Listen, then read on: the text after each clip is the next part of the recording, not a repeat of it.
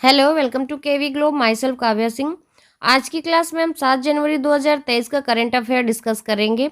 और आज की क्लास का जो इनसाइड टॉपिक है जिससे क्वेश्चंस कवर किए हमने आज की क्लास के करंट अफेयर के, वो है ग्रीन क्लाइमेट फंड, एशियाई डाक संघ, 36वीं सामरिक वार्ता, बेली सस्पेंशन ब्रिज, राज्य खाद्य सुरक्षा योजना, सिंगल यूनिट महिला फोर्स, 17वां Pravasi Bharatiya Divas, New York film critics circle, national genome editing and training centre.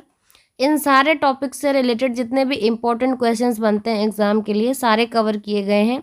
और ये सारे क्वेश्चंस हर एक एग्जाम के लिए आपके इम्पोर्टेंट हैं, जिनमें करंट अफेयर है, जनरल अवेयरनेस है, जनरल इंटेलिजेंस का जो पोर्शन आता है, ये सारे क्वेश्चंस उनके लिए मोस्ट इंपॉर्टेंट है। इसलिए ध्यान से आप लोग पूरी क्लास देखा करिए।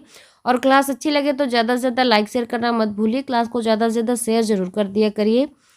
क्लास स्टार्ट करने से पहले आपके लिए एक क्वेश्चन है, नाचने वाला हिरन भारत के किस प्रदेश में पाया जाता है? इसका सही आंसर आप लोग कमेंट बॉक्स में कमेंट करके बताइए और क्लास के एंड में इस क्वेश्चन को हम लोग डिस्कस करेंगे। स्टार्ट करते हैं आज की क्लास। पहला क्वेश्चन है, किस राज्य या केंद्र शासित प्रदेश में बेली सस्पेंशन ब्रिज का उद्घाटन किया गया है? तो ये बेली सस्पेंशन ब्रिज का उद्घाटन किया गया है जम्मू कश्मीर में। सही आंसर है ऑप्शन बी। जम्मू और कश्मीर में रक्षा मंत्री राजनाथ सिंह ने वर्चुअली चिनाब नदी पर बेली सस्पेंशन ब्रिज का शुभारंभ किया है। यानी कि इन्होंने जो उद्घाटन किया है, शुभारंभ किया है, वर्चुअली किया है। सीमा सड़क संगठन यानी कि बीआरओ ने निर्धारित समय से 1 महीने पहले इसे 240 फुट लंबे बेली सस्पेंशन ब्रिज का निर्माण किया है, क्योंकि जो समय निर्धारित हुआ था बीआरओ की तरफ से, उससे 1 महीने पहले ही इसे निर्माण का कंप्लीट हो गया है इसका काम। नया बेली सस्पेंशन पुल का निर्माण अक्टूबर 2022 में शुरू किया गया था और ये पूरा बनकर तैयार हो गया। इसका उद्घाटन भी कर दिया गया है। नेक्स्ट क्वेश्चन है, 17वां प्रवासी भारतीय दिवस किस शहर में आयोजित किया जाएगा? तो इस बार जो प्रवासी भारतीय दिवस है ये 17वां है और ये आयोजित होगा इंदौर में। सही आंसर है ऑप्शन सी। ये 17वां प्रवासी भारतीय दिवस 8 से 10 जनवरी 2023 तक इंदौर मध्य प्रदेश में आयोजित किया जाएगा। विदेश मंत्रालय में सचिव जो है औसाफ सईद, ये नई दिल्ली में मीडिया को इन्होंने बताया कि प्रधानमंत्री मोदी 9 जनवरी 2023 को प्रवासी भारतीय दिवस सम्मेलन का औपचारिक रूप से उद्घाटन करेंगे। तो अगर क्वेश्चन है आपका कि 17वां प्रवासी भारतीय दिवस आयोजित कहाँ होगा, तो इंदौर में होगा। किस राज्य में आयोजन होगा इसका? तो मध्य प्रदेश में होगा। इसका उद्घाटन कौन करेगा? तो जो 17वां प्रवासी भारतीय दिवस है इसका उद्घाटन पीएम मोदी द्वारा किया जाएगा। नेक्स्ट क्वेश्चन है, न्यूयॉर्क फिल्म क्रिटिक्स सर्कल में बेस्ट डायरेक्टर का अवार्ड किसने जीता है? तो ये जो न्यूयॉर्क फिल्म क्रिटिक्स सर्कल है इसमें जो बेस्ट डायरेक्टर का अवार्ड मिला है एस.एस. राजामौली को मिला है। सही आंसर है option C. New York film critics circle ने एस.एस. राजामौली को बेस्ट डायरेक्टर अवार्ड से सम्मानित किया है। राजामौली अपने परिवार के सदस्यों के साथ इस कार्यक्रम में पहुंचे थे। उनकी जो फिल्म थी RRR, उसको 2023 में 2 गोल्डन ग्लोब नामांकन प्राप्त हुए हैं। जो फिल्म है इनकी RRR, इसको और भी कई अवार्ड मिले हैं इस साल। क्लास अच्छी लग रही हो तो क्लास को ज़्यादा से ज़्यादा लाइक शेयर करते जाइए आप लोग। नेक्स्ट क्वेश्चन है, केंद्रीय मंत्री डॉक्टर जितेंद्र सिंह ने किस राज्य में national genome editing and training centre का उद्घाटन किया है? तो ये जो national genome editing and training centre का उद्घाटन है ये किया है केंद्रीय मंत्री डॉक्टर जितेंद्र सिंह ने। और कहाँ किया है? तो पंजाब में रैंक किया है। सही आंसर है ऑप्शन है पंजाब। केंद्रीय विज्ञान और प्रौद्योगिकी मंत्री हैं डॉक्टर जितेंद्र सिंह। इन्होंने national agri food biotechnology institute Mohali Punjab में इसका उद्घाटन किया है। साथ ही उन्होंने international conference on food and nutritional security की भी शुरुआत की। राष्ट्रीय कृषि खाद्य बायोटेक्नोलॉजी डिपार्टमेंट के तहत एक नेशनल इंस्टीट्यूट है जो कृषि खाद्य और पोषण संबंधी जैव प्रौद्योगिकी के इंटरफेस का अनुसंधान गतिविधियों पर कार्य करता है। नेक्स्ट क्वेश्चन है, यूएन पीस कीपिंग मिशन के तहत भारत ने किस शहर में सबसे बड़ी सिंगल यूनिट महिला फोर्स की तैनाती की है? तो ये जो तैनाती की गई है ये सबसे बड़ी सिंगल यूनिट महिला फोर्स की तैनाती है, ये की गई है अबेई में। सही आंसर है ऑप्शन बी। और ये यूएन पीस कीपिंग मिशन के तहत की गई है। अगर क्वेश्चन आता है कि किस मिशन के तहत भारत ने सबसे बड़े सिंगल यूनिट महिला फोर्स की तैनाती अबेई में की है, तो ये मिशन है यूएन पीस कीपिंग मिशन, इसके तहत की गई है। भारत पहली बार यूएन मिशन पर महिलाओं की सबसे बड़ी सिंगल यूनिट की तैनाती करने जा रहा है। भारतीय बटालियन की तैनाती अबेई में यूएन पीस कीपिंग कार्यक्रम के तहत की जा रही है। अबेई साउथ सूडान और सूडान के बॉर्डर का क्षेत्र है। अगर आप को पता नहीं कि अबेई क्या है, तो ये साउथ सूडान और सूडान के बॉर्डर का एरिया है। 2004 के स्पेशल प्रोटोकॉल द्वारा विशेष प्रशासनिक दर्जा दिया गया है। पहली बार वर्ष 2007 में पश्चिम अफ्रीकी देश जो लाइबेरिया है, लाइबेरिया में यूएन पीस कीपिंग फोर्स के तहत भारतीय महिला सैनिकों की तैनाती की गई थी और अब ये की जा रही है अबेई में। नेक्स्ट क्वेश्चन है, भारत और किस देश ने नई दिल्ली में 36वीं सामरिक वार्ता आयोजित की है? तो भारत द्वारा जो 36वीं सामरिक वार्ता आयोजित की गई है नई दिल्ली में की गई है। भारत और किस देश ने की है? तो सही आंसर है ऑप्शन है फ्रांस। भारत और फ्रांस ने नई दिल्ली में कौन सी वार्ता आयोजित की है? तो 36वीं सामरिक वार्ता आयोजित की है। दोनों देशों ने वैश्विक मुद्दों सहित व्यापक द्विपक्षीय संबंधों पर बातचीत की। राष्ट्रीय सुरक्षा सलाहकार जो है अजीत डोभाल, इन्होंने भारतीय दल का नेतृत्व किया और फ्रांस के जो प्रतिनिधिमंडल का नेतृत्व है वो राष्ट्रपति के कूटनीतिक सलाहकार जो है इमानुएल बोन, उन्होंने किया। पिछली बार दोनों पक्षों के बीच जो वार्ता हुई थी 2021 में हुई थी और कहाँ हुई थी? तो ये पेरिस में हुई थी 2021 की वार्ता। नेक्स्ट क्वेश्चन है, हाल ही में राज्य खाद्य सुरक्षा योजना के तहत कौन सी राज्य सरकार 1 वर्ष के लिए मुफ्त चावल प्रदान करेगी?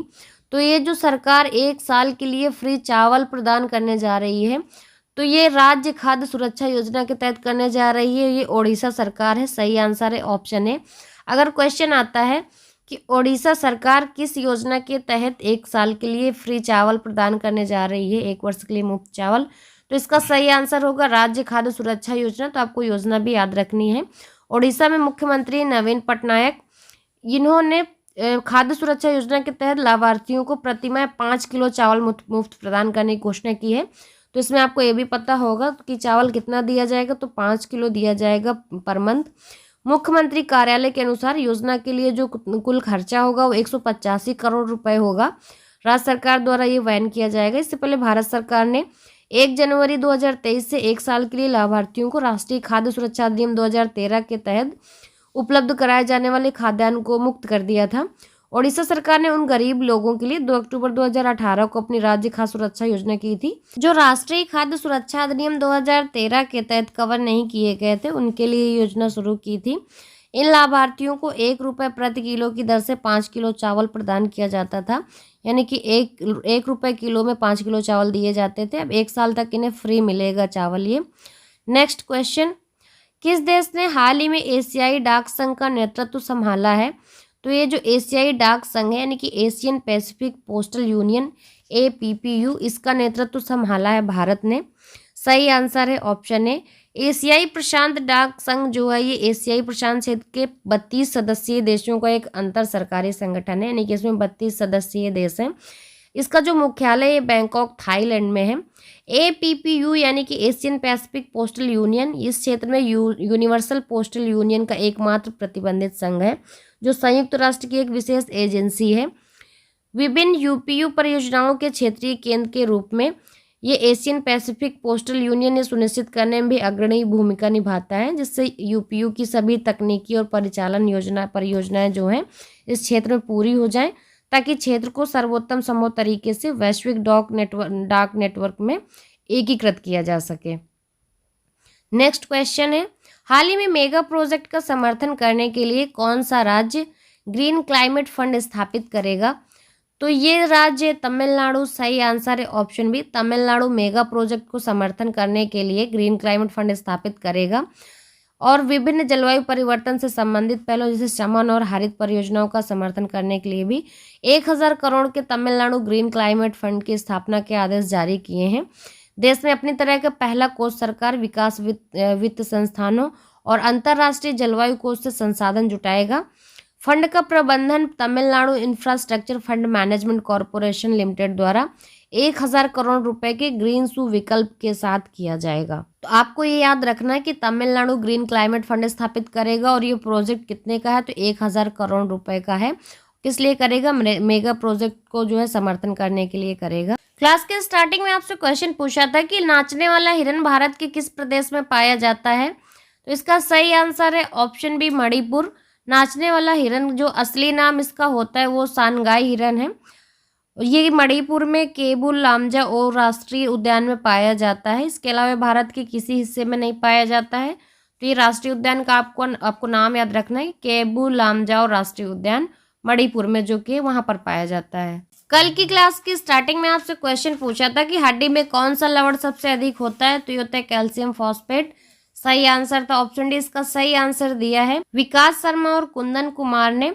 कल की क्लास के एंड में जो क्वेश्चन पूछा था वो था विंटेज वाहनों के लिए अलग पंजीकरण करने वाला पहला राज्य हाल ही में कौन सा बना है, तो ये राज्य बना है ओडिशा। सही आंसर है ऑप्शन ए, इसका सही आंसर दिया है कुंदन कुमार, मोहित कुमार, अंजलि शर्मा, निक्कू, इंदु त्यागी, प्रीति दिवाकर, इन सब लोगों ने इस क्वेश्चन का सही आंसर दिया है। आज का क्वेश्चन है आपके लिए, देश में बेरोजगारी दर दिसंबर में बढ़कर कितने प्रतिशत पहुंच गई है।